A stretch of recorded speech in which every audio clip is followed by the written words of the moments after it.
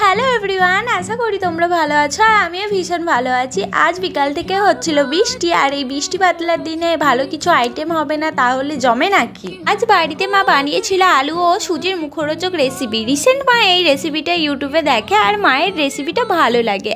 আর বৃষ্টি বাদলার দিনে এরকম মুখরোচক রেসিপি খুব একটা মন্দ হয় না বলো।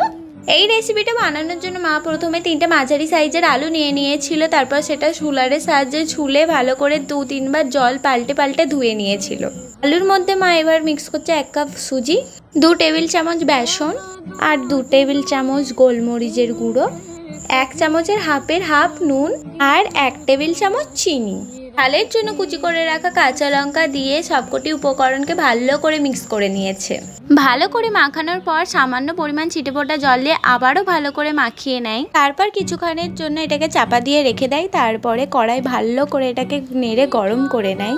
এটা ভালোভাবে নেড়ে চেড়ে গরম করার পর একটা পাত্রে ঢেলে নেয়। তারপর ওই পাত্রে কিছুক্ষণের জন্য ঠান্ডা করতে দিয়ে দেয়।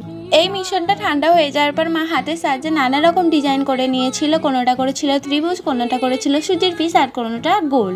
কি এইগুলো দেখে একটু লোভ লাগছে না? আমি তো ভাবছিলাম মায়ের এগুলো কখন রেডি হবে আর আমি একটু খেয়ে দেখবো যে কেমন টেস্ট হয়েছে। তারপর কড়ার মধ্যে রিফাইন তেল দিয়ে দেয়। রিফাইন তেলটা ভালো করে গরম হয়ে যাওয়ার পর সুজি আলুর মিশ্রণটা একে একে দিয়ে ভালো করে উল্টে পাল্টে লাল লাল করে ভেজে নেয়।